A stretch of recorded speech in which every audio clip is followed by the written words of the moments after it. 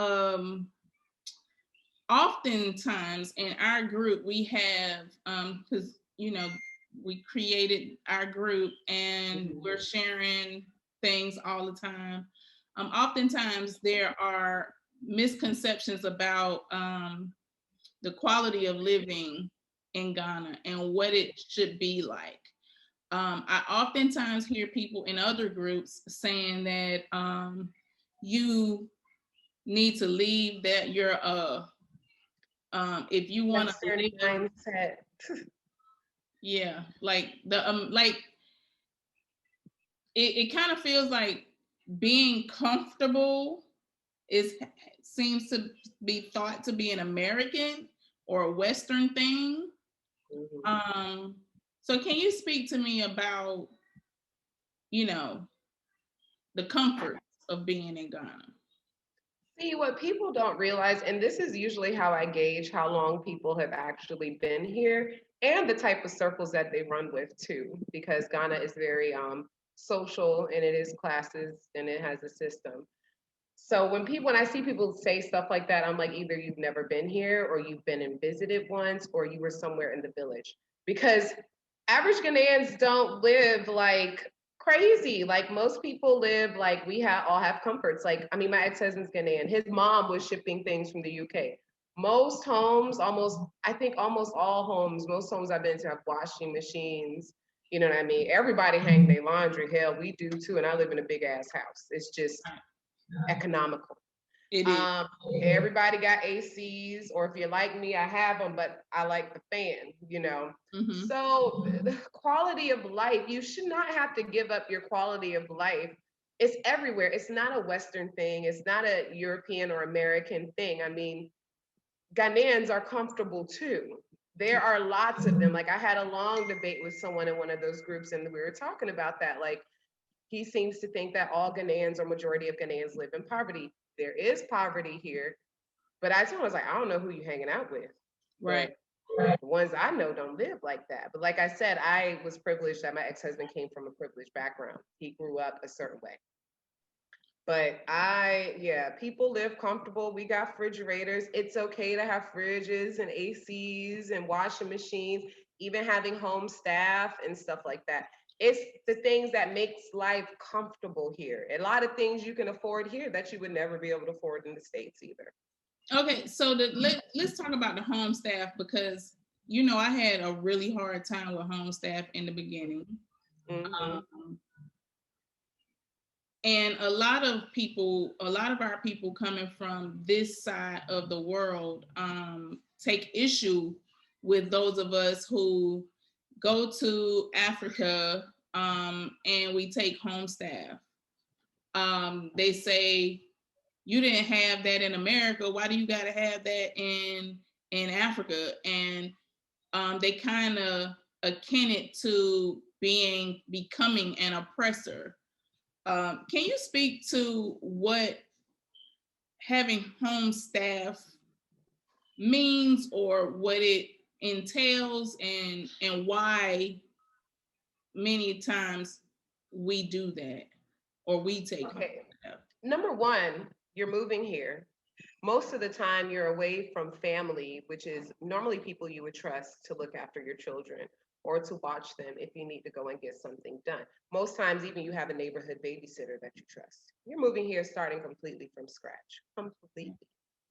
And even in my case, my ex-husband wasn't really super tight with his family. So he didn't even want, because I was like, they're one of your aunties or somebody, maybe they can come. He's like, nope, I don't want them in my house. So, and it got to a point where I needed someone. So his cousin actually got someone, because I was tired of being in the house. I wanted to be able to go places at night, have date night, go out with people. I needed to meet people, and start Right. my own circles of people. So I asked one of his cousins because she had a staff. And she said, oh, yeah, she knows someone, blah, blah, blah, and got one for me. Oh my God, she was so good too. Having someone there, you're giving them a job. I don't care how you feel about what the local currency, what the rate is, and things like that. You're giving someone a job. It's fair to pay above rate, but not so much to where you're paying them. Like this is in another group where you're paying someone so high that when you leave or you get rid of them, they can't get another job because they're used to that high rate. You Right. have to stick with like what the economic rate is for the most part. What Right. I like to do is pay them the going rate slightly above, and then as the longer they're with me after a year, then I'll give you a raise. You know Right. what I mean? But having that is, oh my God, it's not like slavery. And trust me, moving here, cleaning these houses, especially if you live in a big house, even a small house, the dust when harmattan comes for your ass, it Yeah. comes through the screens, the cracks, the dust, and everything is tiled. So you literally, in the States, you can vacuum, like get away with vacuuming twice a week, depending on how many children you have. You don't have to deep clean like that. But here you have to clean like you're spring cleaning every day if you want your house to be clean. Like, Absolutely. yeah, so you do that in this kind of heat. We not, I don't care. You can do it if you want to, but I don't want to do it. I wasn't interested in living and like sweating and doing all that stuff. I lasted like 6 months trying to do that in a small 1 level 3 bedroom on half of a compound. Sweeping comp. No, I'm not doing it. I was like, oh no, this isn't gonna work. So One yeah, second. it's not like slavery. You're having a staff and someone to help you, like in case even it helps you move around too. A Yeah. lot of stuff you don't know, Okay. like until you get one. You know, So they tell you. that's what I was getting ready to say. So, for the majority of my time, my first times in Ghana, like that first year or so, I having help was just out of the question for me. It was absolutely out of the question. I was not going to hire any help. The only help that I would hire was someone to help wash the clothes. Yeah. Uh, and it wasn't until I was working in Guinea where I had to hire some Mm-hmm. staff, and I realized how much how much it saved me, how much aggravation it saved me, how much just paying somebody to help me really just it brought so much more peace Mm-hmm. than I was used to. Here I think we're used to having to do it all. We're used to having to work, um, come home, take care of the kids, clean up, do the homework. Like we're used to being completely exhausted all the time. Mm-hmm. And overwork and And undervalued and all of those things.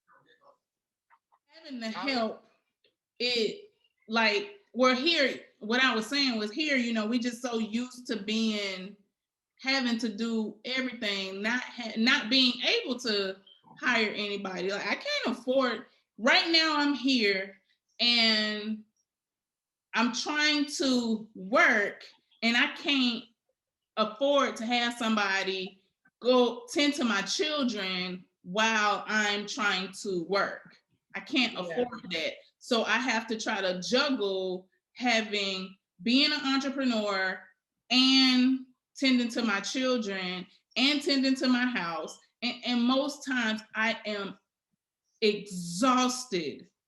And most people say it like if you're not doing all of that, then you're not really like a mom or a parent and stuff Right. like that. Because I've been shamed for having help. Even when I go back home and visit, they're like, oh, you're gonna wash dishes. Or I'll get little like snide things and stuff like that. And I was like, there's no glory in working yourself to death. No, If it's you can not. have help, get it. You know It's what I it's mean? it's, Like, it's do it. It's no glory in that at all. And it wasn't until I was in Guinea working all day long and having someone who would tend to my child, my small girl, and having someone who would clean also, and do the shopping for me and whatever other little things I may need to have done, to have someone be able to do that while I'm out working my ass Mm-hmm. off, Mm-hmm. it made things so much easier for me. So now I could come home and all I had to do was spend some time with my baby. Mm-hmm. You actually get quality I time with your actually get children. to have some quality time instead of coming home and now I gotta cook, I gotta clean up, and now I'm aggravated because I got all of this stuff that I need to do, and then now I'm yelling at the kids, and when I realize, even as we're talking now, part of the reason for all of the yelling and screaming and aggravation all of the time is because you're just so exhausted. So you have so much that you have to do. So why not? If you can kill two birds with one stone, why not? Why not? If you can afford to hire someone to help you, you can hire someone to help clean the house, hire someone to help watch the children, which would make you a better mother and a better wife. Yeah. Why not?